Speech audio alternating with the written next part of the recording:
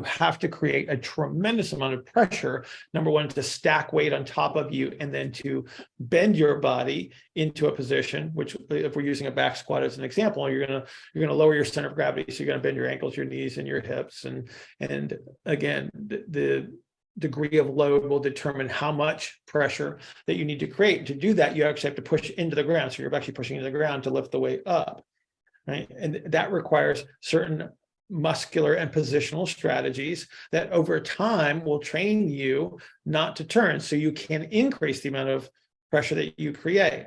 And so again, you will have a structural adaptation, you will have a learned behavior of coordination that will teach you not to be able to turn anymore. Welcome to Reconsider. I'm Bill Hartman. This is the podcast to challenge you to ask better questions, to look beyond traditional models of thinking and arrive at better health and fitness solutions.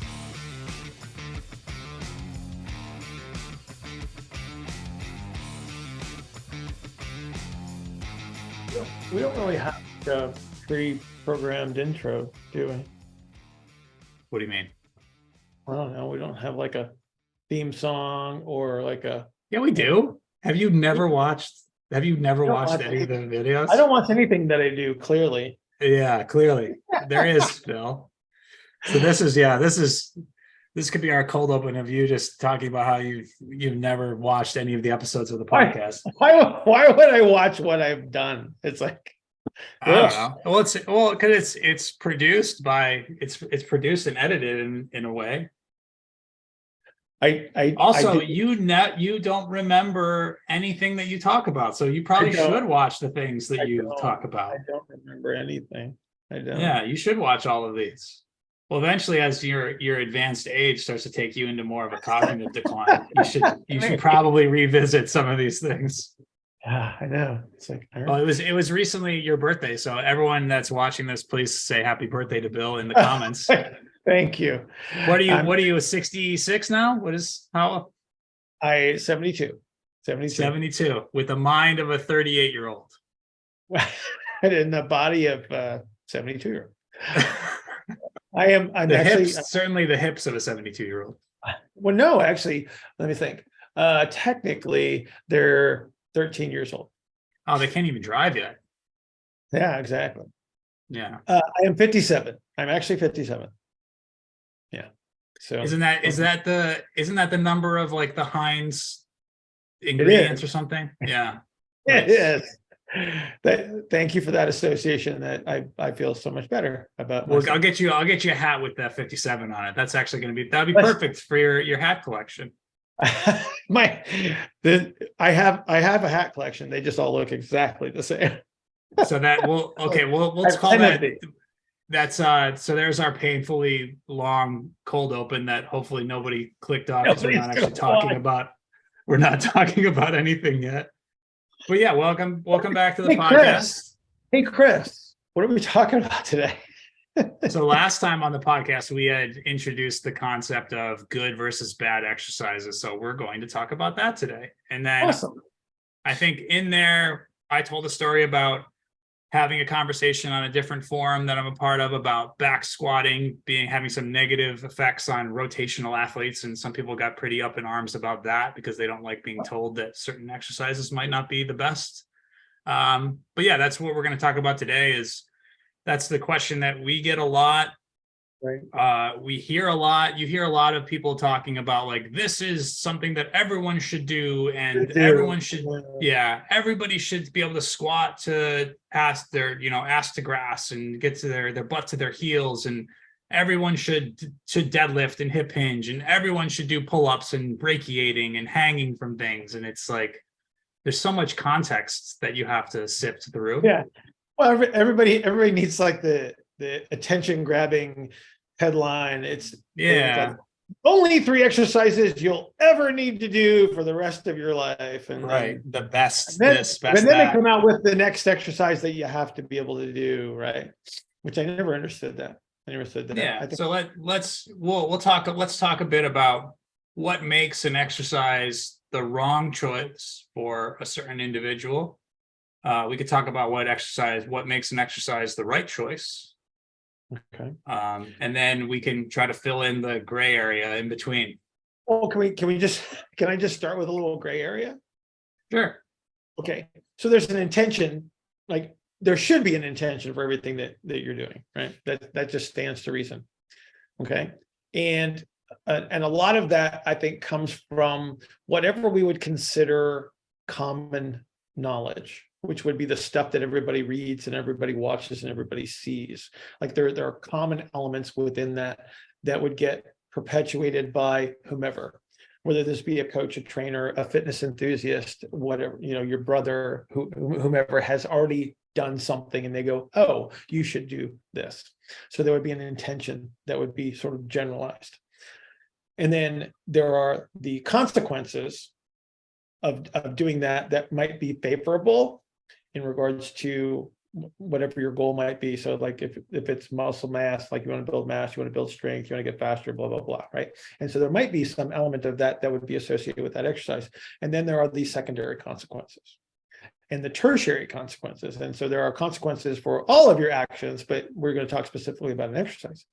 And those are the things that I think go unrecognized, right? And so this is what starts all the arguments, right? And the turf wars, and then the, hey, I've been doing this for years and have never had a problem, right? See if this resonates with you. You want to get back to the gym and get in shape. Maybe get back to playing golf or your favorite sport, or get out and go for a run. Maybe you just want to move and feel better. But every time you restart, that old ache or strain rears its ugly head and interrupts your comeback. When I wrote All Gain, No Pain for my patients who had completed their physical therapy, we knew what they were ready for. You're in a different space with a different starting point than before. You don't feel like a physical therapy patient, so you're going to need to approach this differently. With some guidance, you'll first need to reconstruct your movement foundation that takes your physical structure into consideration. You're going to have ongoing questions as you think differently, so you're going to need a like-minded, supportive community to support your progression. If you're ready to begin your reconstruction, we have a new group starting soon. So maybe we should just start with your little back squat situation.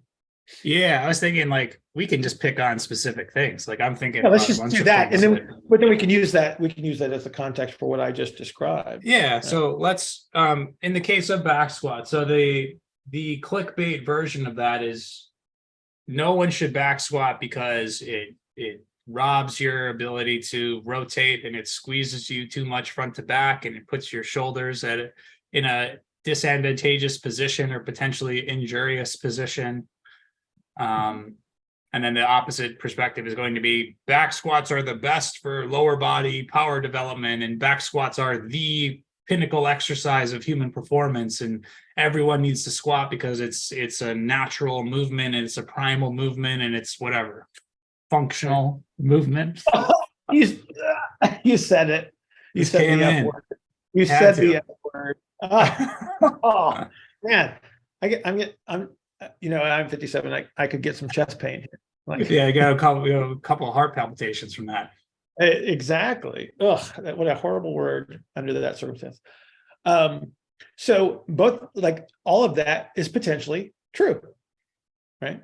And so here we run into a little bit of a pickle because there's certain situations where all of that could be favorable. Like everything you said that was favorable, that might be the perfect choice under the perfect circumstance for someone for a while. And then there's the adaptations that take place that do produce those favorable consequences. So if you need to run fast, jump high, run into people at high rates of speed, throw something harder and faster, like there will be performance related consequences that are favorable. And then if you continue to produce the adaptation, that same adaptation that was one moment favorable can now become detrimental in the same performance because the adaptation has gotten stronger. Increased cross-sectional area too much and you get interference. It's like, why aren't, the guys with the biggest, strongest muscles in the whole world, why aren't they the guys that can throw a baseball faster than everybody else? Because it actually produces some measure of interference, or their physical structure was never going to allow that in the first place, and then it got magnified. But we can take somebody with some foundational structure, load them to a certain degree, and literally enhance something, and then eventually use the exact same strategy and take it away. That's the problem. And then that hasn't been that hasn't been fleshed out to a significant degree, because there's always just been the argument of this is good for this is good for this kind of a concept. And again, we have to examine this from a longer term perspective, right? And then everybody has their bias, and then they find things that they like, they find things that they enjoy, and they've been successful with, and now their bias is going to be strengthened. It's like, and then it's going to be the group of people that, I've never had a problem with that. I don't know why you're bringing this up. And then they will continue to train other people or make recommendations to other people based on their perspective, not what is best for this other person. Right. And a lot of times they don't really even know what they don't know. And when you come from a fitness background and strength and conditioning, historically comes from a football training, powerlifting background. So the fundamental knowledge that this industry was sort of built off of was coming from that. So it becomes embedded in historically becomes embedded in the thought process of like all strength and conditioning programs that are going to rely heavily on squatting, bench pressing, deadlifting, overhead pressing, doing some type of pull-up. Like these are all these big compound movements that were predominant in all of these type of football training, powerlifting training programs. Those just kind of get adapted and co-opted by other trainers, and it just becomes like these things that it's like the dogma of strength and conditioning and fitness. Well, because the foundation has been represented as higher levels of force production, and those activities are ideal for it. Right. Because so we talk about things like relative motion. So this is the opposing motion between segments of your body, and when those motions exist, the force producing capability actually is reduced under that circumstance. So when you demonstrate your best mobility, if you will, it is typically not going to allow you the greatest level of force production. And so those exercises actually restrict that relative motion intentionally to allow the greater force production. And that's why they are beneficial under certain circumstances for a while, right? Until it becomes some measure of potential interference. Maybe you don't get there. Maybe you don't train hard enough or long enough, or your adaptive windows are just much greater than another individual. And so you never do reach the point where it would seem to be detrimental. But then there are people that don't have the same adaptability. They would follow the exact same program. And for them, under that circumstance, now they have interference. And so these that will run into situations where maybe they develop a painful condition, maybe they develop a movement restriction that interferes with performance or produces pain. So I thought of a really good example. This is an example that I typically give to clients. I work with a lot of golfers, higher level golfers, wealthy people who love to golf, because those things kind of go hand in hand. But talking about powerlifting and force producing bilateral movements and being in love with the weight room and golf, I will always bring up Tiger Woods and his progression of his body over the years. And I'll show pictures comparing the younger Tiger to the older, buff, jacked Tiger. You would think, okay, well, you take someone who's very talented at golf, who's very good at golf, and then we're just going to strength train the hell out of this person. They're going to get really muscular and really strong. So that's going to make them much better at their sport, right? But, this is obviously my opinion. There's no way to really prove this necessarily, but, if Tiger now is... There's going to be a little disclaimer right at the bottom of the screen during this segment to clarify. Yeah, just to clarify that this is the opinion of me and not the opinion of the RECON Universe LLC.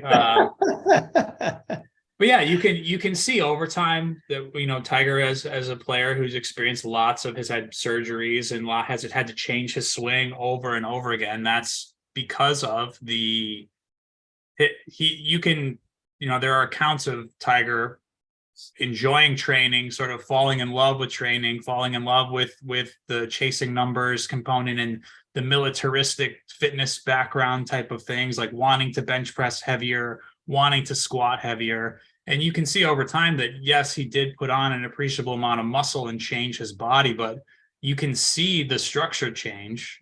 And what we're Right. talking about of these big compound movements, squeezing the body and changing the shape of the body that we've mentioned in all of our previous podcasts, the Tiger Woods example is the one I usually give because it is so significant. You can see the difference and you can see what happened to him in his career. Yeah, Just I mean, because, that is potentially correct. yeah. And I'm not saying that's for sure what happened. Yeah, no, I'm just saying it's like we have to say that way, right? Yeah. Because there could be other things, but it's always multifactorial. But again, there might be something that's predominant. And if you take somebody that has to produce a lot of rotation in their sport, and if you do take it away, and they still continue to try to produce rotation, and that rotation does not is not provided by sufficient relative movement between segments, this is where you get the wear and tear. Right. Trying to remember which back surgeries did he have? I'm not really sure. He said multiple. I know that, but the same concept. The same. He had a fusion. Oh, did he? Yeah. These same consequences can happen to people that don't follow that rigorous a fitness program, but for the same reasons. So their structure actually may produce this naturally just by the way that they manage gravity. So again, we can't blame everything on that, but when we do have an extreme representation, it does cause us to question the value, the return on investment. And again, it is a nice representation to use for discussing the secondary and tertiary consequences of an activity. Yeah, he had a bunch of spinal disectomies. 3 hours later. Anyways, the long story short, if depending on how I edited this, Bill and I just walked through all of Tiger Woods' surgeries, and it was basically just a bunch of left knee surgeries followed by just a laundry list of back surgeries. Right. And what I was trying to get to is that, well, why would like back squatting and bench pressing cause you to lose the ability to rotate and then have to get so much stress through your spinal segments? Well, from the perspective of the exercise itself, the exercise teaches you not to turn. Yeah. It is a bilateral symmetrical exercise with very, very high force production. The consequences of turning under such a load would probably be worthy of some measure of wear and tear, potential injury, etc. But it would also affect your ability just to execute the exercise effectively to the desired level, right? So one of the things that is associated with the higher force production, we talk about this incessantly, is the fact that you have to create a tremendous amount of pressure, number one, to stack weight on top of you, and then to bend your body into a position, which if we're using a back squat as an example, you're gonna lower your center of gravity, so you're gonna bend your ankles, your knees, and your hips, and again, the degree of load will determine how much pressure that you need to create. To do that, you actually have to push into the ground. So you're actually pushing into the ground to lift the weight up, right? And that requires certain muscular and positional strategies that over time will train you not to turn, so you can increase the amount of pressure that you create. And so again, you will have a structural adaptation. You will have a learned behavior of coordination that will teach you not to be able to turn anymore. We are well designed based on our physical structures. That's how we do everything, is with rotations and turns. If you look at every joint in your body, there's going to be a what's called a helical orientation. So this is a turning orientation that is in every joint movement that we have. Take those away, and now you have undesired load and pressure in specific areas that might show up as, again, progressive wear and tear or a traumatic injury. Yeah. And I want everyone listening to this to anyone that got super offended by us saying that, back squatting might not be a good activity, they probably already clicked off. So we don't have to worry so much about them. But it's important to recognize that Bill and I aren't saying squatting is bad or that back squatting is bad for everyone, but it is. Yeah, it's why would you would need it, like who you would need it for, if the goal is to increase force production and try to create like a stiff, representation athletically, like an offensive lineman, a sumo wrestler, like someone that takes a lot of contact and needs to build that sort of stiffness, then yeah, sure, like go ahead. If your sport requires you to back squat, if you are a multi-sport CrossFit athlete or a power lifter, then you certainly do need to do those things. Well, okay, let's take this to the other end of the spectrum here. If you're a mom who has had multiple pregnancies, you have internal dynamics that are affected by pregnancy, right? And you can actually benefit from restoring the ability to manage the internal pressure. And so we would use squatting behaviors and even a back squat to actually enhance their ability to recover the normal behavior of their pelvis. So again, this would be fall into the guise of like pelvic floor issues, which tends to be a little bit more female oriented in many circumstances. It's usually discussed as such in dealing with females more so than males. Males have it all the time too, but we would actually use the same activities. But again, these are all being used judiciously to provide a desired result while managing any undesired consequences. Right. That's why supervision matters. That's why having guidance matters. Right. Rather than just falling in love with something, like, and then defending it, when it does become detrimental to your own cause, right? And refusing to see an alternative perspective. You have to reconsider. You have to reconsider. Yeah. Right? That's since we're already so far into this conversation, I think we're just going to talk about the back squat today and squatting today. And that's fine. I mean, honestly, we could talk about squatting today. We could talk about deadlifting. We could talk about bench pressing. We could talk about overhead pressing. We could talk about each one of these things as a single episode, probably. But if we're sticking with the squat, if that's okay with you. Okay. I think we should talk about, because in the past we've talked about squatting and how certain structural and configuration archetypes are better suited to squat just because of the helical orientation. And then we can talk about how like the normal progression for people that squat and then they get hurt and what they want to keep squatting is they slowly start to shift the weight into different places. So a back squat becomes a front squat, becomes a safety bar squat, becomes a Zercher squat, becomes a goblet squat. It's like, what is that progression that people tend to take as they progress with squatting, where back squatting starts to bother their shoulders and their neck and their low back. So they have to, they want to keep squatting, but they have to change how they squat. Like, let's talk about that as well. So maybe what would be the best place to jump into that? Well, you start with a back squat. Like, what is it going to take away? Or maybe we'll talk about we'll talk about trade-offs. We can talk about trade-offs.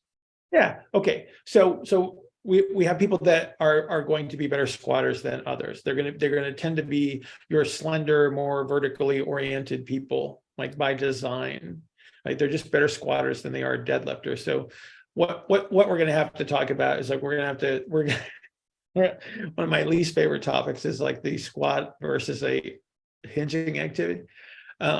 It's not a great representation, but it's common jargon in the industry, right? So a deadlift would fall into the categories of hinging versus a squat, even though many things that are branded with the word squat are actually much more like the pelvic orientation and body position of what would be categorized as a hinge or a deadlift.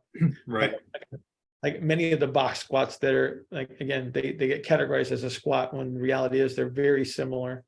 They're more similar to, again, the deadlifting behaviors than you would say for somebody that could actually squat deep and upright. Should we both grab our pelvises again and then to show what the difference is between the two? Can you do that? I can. Do you want me to? Do you have it? Do you have it handy? I have mine. Yeah. I mean, the basic. Are you speaking to the difference between counter nutation and nutation and what happens with the pelvis. Correct. Yeah. Yeah. For And that's squatting. Okay. Tap on that thingy. Tap on that thing with your knuckles. Yeah, you can't hear it for some reason. That's funny. You can usually hear it when I tap on it. Yeah, it's plastic. It's not real. It's not a real pelvis. Real pelvis doesn't move like this, but it's kind of like that enough that we can talk about it, right? Right. We can show the difference between the two extremes of a representation of somebody that would be a better squatter. Yeah, they're going to have a little bit different shape to their pelvis, generally speaking. And we're talking about what would be somebody that could lower their center of gravity straight down between their feet effectively. This is not somebody that has to make great adaptations and, moving wide bases of support. So you're moving your feet really, really far apart to be able to access a position, although there are cases where that might be required. But generally speaking, we're just talking about certain pelvises are just better in certain positions. And so those people that might be a better deadlifter versus a squatter would have a more. Would you show that pelvis for me real quick, Chris? A deadlifter? Yeah, like a deadlifter. Yeah. So they're going to have there you go. And so again, that's going to be a little bit more of a nutated sacral position under most circumstances. Right. And when Bill talked, or we talk about nutation versus counter nutation, this is the Latin thing again, right? Doesn't that just mean nod? Something like that, yes. Yeah, so it's for nutation being like this forward sort of position of the sacrum that like it's kind of shaped like my hand this way, and then counter nutation being back. So counter nutation and this sort of expanded version of the pelvis allows for everything and the gut specifically to drop straight down. So that would set me up to be better squatter. And then the counter nutation is that forward nod of the sacrum that's going to allow the hips to kind of shift straight back. And that's what we would typically see as like a hinging motion. So it's more of a bending at the hips versus a dropping straight down like an elevator. Yeah. And for all those people that in their minds are watching this and thinking, well, there's other things to consider. Yes, there are other things to consider because you have different shapes that influence the position of the hip socket itself. There's going to be differences in femur shape that will influence what positions you can actually acquire. We're just speaking generally and showing some of the representative extremes that would push you in one direction of being what a good squatter versus some other modified variation that would be branded as a squat, right? Bill is preempting the nerd that comes in to talk about the Scottish hip and the acetabulum retroversion and anteversion. Right. Yeah. So there are all those things, and we do understand that. Like I said, we're just trying to speak generally for and in order to get across this sort of have this general conversation, we have to speak of the extremes. So we usually talk about narrow and wide, and we just talked about and showed the counter nutation versus nutation. And these are the ends of the spectrum. And there's a billion different versions of what's in between. Probably close to 8 billion would be my 8 billion versions of what's in between. Only growing every day. Exactly. Yeah. So we do have that structural element that will bias you in one direction or the other. Now, if we go back to the back squat, now there are certain positions that we're going to be associated with that is going to prevent the ability to create a certain shape. And so if you think about if you got to put a bar across your shoulders behind your neck, that's going to result in certain positions of bones, certain activity of muscles that's going to create a limitation in the ability for certain areas to be able to move. And again, that's just part of the exercise. That's supposed to happen under those circumstances. Under well-trained circumstances, so that those adaptations can be strong enough that they get carried over to all activities. And this is one of those issues that again, this is the secondary consequence. It's like, well, I've never been hurt in the gym before. And then you bend over to pick up a pencil off the floor. And then that's where you might notice something that you can no longer access a certain position. You can no longer touch your toes easily because you're giving up movement in some capacity to be able to perform this other activity. And in this case, we're talking about a back squat. You want to move to like other variations of squats and why you might find yourself gravitating towards? I mean, it's like we talked about structural differences that would predispose certain people to being better at certain exercises than another. I think understanding that like we're trying to say that there isn't one exercise to rule them all. And a lot of times the back squat is sort of presented as that. It's like the one ring Isn't to rule it them all. king of like it is representative of the king of all exercises? Yeah, well, some people You can only would do one say exercise, that. Chris. Which would it be? And then I think that Ironman magazine from 1985 would have said that it is the back squat. That would be the one exercise. Yeah. they would do. Right. Yeah. I But think yeah, and it's like we can talk about variations of squatting, but it's more of like what about the back squat might detract from, let's use a different example. We talked about golfers and we talked about the squeeze robbing the ability to rotate with ease. But let's talk about like why a baseball pitcher or a outside hitter in volleyball or someone else that needs to a javelin thrower, why these people that need to have this ability to move their upper part of their rib cage and their shoulder blades, why like there might be a negative secondary or tertiary consequence to stacking weight on that space. right. So and let's just use that space between the shoulder blades, so in the upper back area.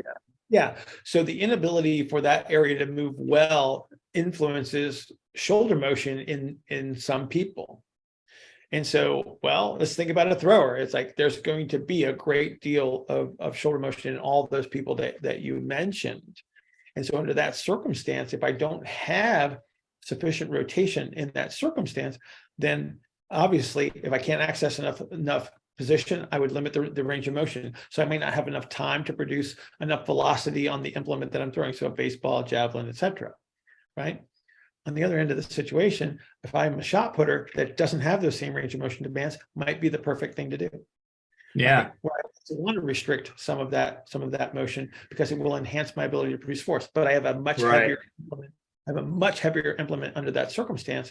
And so then again, the secondary consequences associated with that might be the performance enhancer under that certain circumstance. Okay. And if we play the I understand your argument better than you do game, you have the people that come in and if you want to win an argument, if you understand the counter argument better than they do, it helps.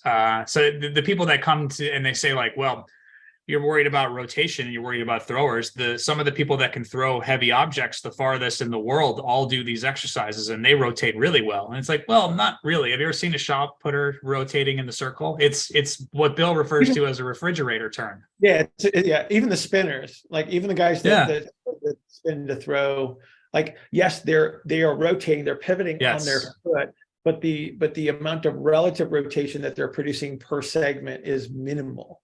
Yeah, and you can see if you just look at their feet as they very spin. Limited amount. Yeah, a golfer, a well-positioned golfer with a beautiful swing. If you look at their feet and the rotation that happens for them versus the feet and the rotation that happens in the circle with a thrower, it's very different. Oh, quite a bit different. Yeah. I mean, a golf swing, a baseball pitch, all very elegant, actually. Yes. When you look at them in slow motion, it's actually because they require, But it's like when you learn something about these activities, and then you do see them, and you see them in these controlled situations where you can slow them down, and you can see all these little cool representations about how positions and movement are produced. It's really fascinating. And then you make the comparison to like some of the larger type throwers. It's like then you start to see, oh, they really don't do it the same way. There are elements that are absolutely along the same behaviors, but they're quite a bit different ultimately. Well, that's that. It comes down to that force. I think force velocity relationship as well. It's the higher force that you need to produce to throw a heavier implement. It's going to sort of overtake the ability to move with ease and high velocity. Right. Because they're not throwing the shot put particularly fast, not compared to a baseball. Well, okay, so we can make this comparison because we kind of know a little bit about these things. I don't know what the what the velocity is in regards to shot put, but I can make a comparison between a baseball pitch and a boxer, like a high level boxer throwing a punch. I'd say it's similar. Well, it's not. It's like, it seems that way. No. I meant sorry. I meant like a boxer to a shot putter would be more similar than a baseball pitch to a. You got. I don't know what the gloves are now. Are they 10 ounce, 8 ounce gloves for championship match maybe. Anyway, baseball's 5 ounces, so the velocity is very, very high. So you're looking at between 7,000 and 9,000 degrees per second. Okay, that may be the fastest movement that we can produce athletically.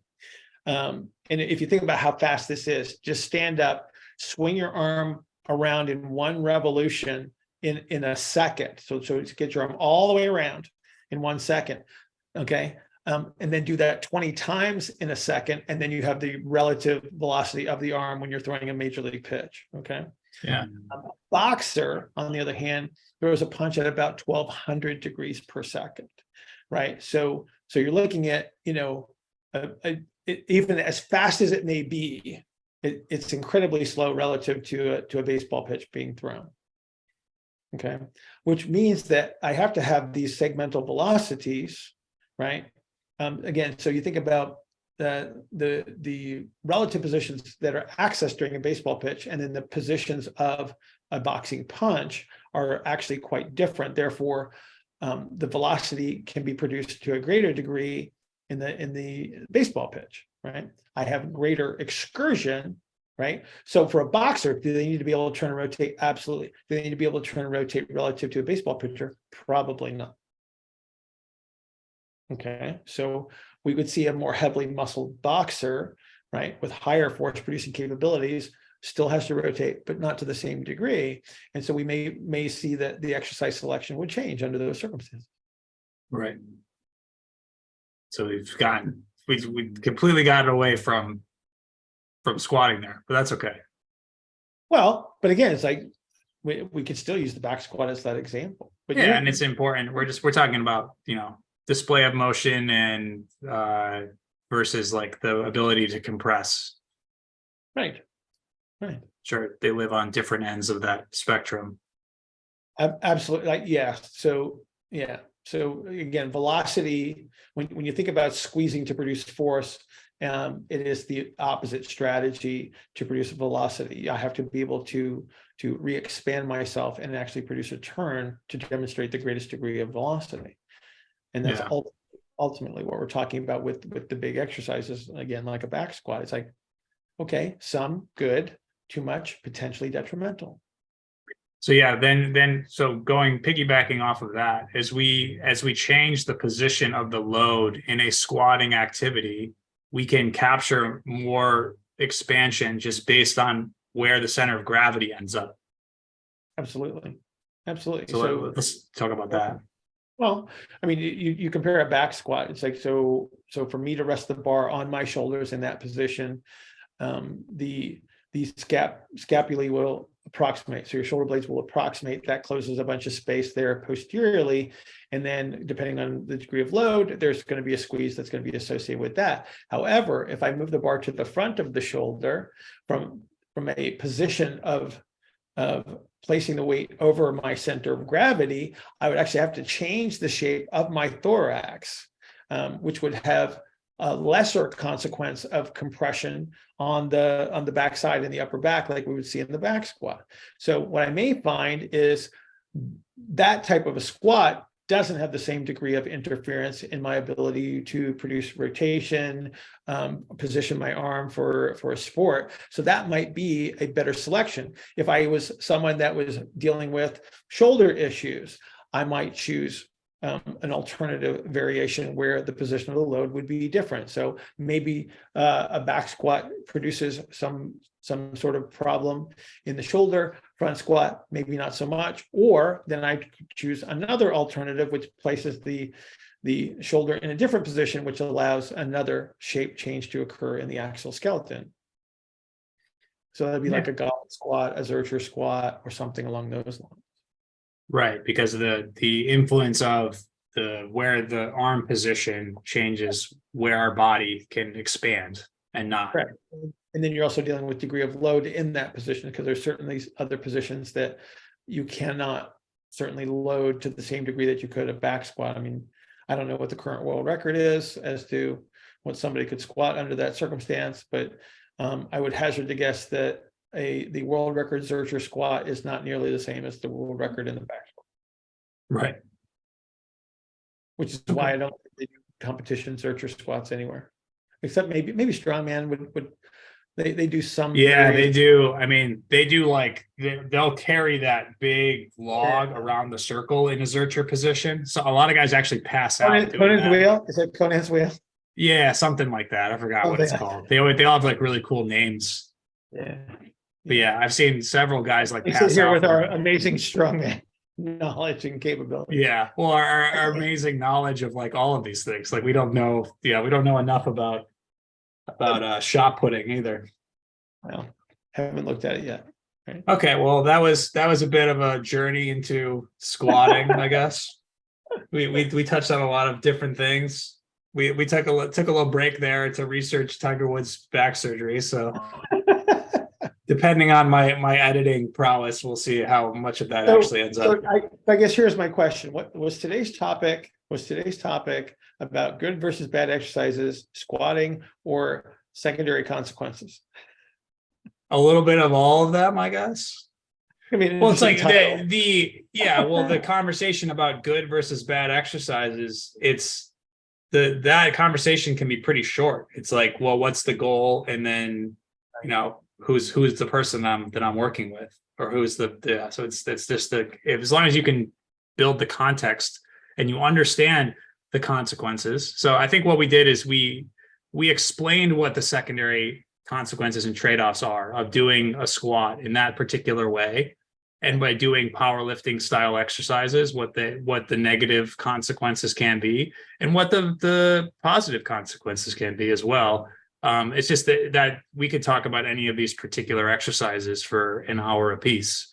Yeah. So I guess in the future we can talk about deadlifting, and maybe we'll just talk about the big three. That's that squat, bench, deadlift. Sure, we could do that. Yeah, we can just talk about that, and we'll continue next time. We could talk about the bench press, and we'll talk about we'll use some examples again of sport and just the positives and negatives and what the position actually entails. Mm-hmm. What is the most popular day to bench press? Monday, Wednesday, Friday. There you go. Reconsider is sponsored by Substance Nutrition. Go to substancenutrition.com. Get your Neuro Coffee, better brain, and Synthesis, better protein, better body. Enter the coupon code RECON, RECON, and get free shipping on all of your orders.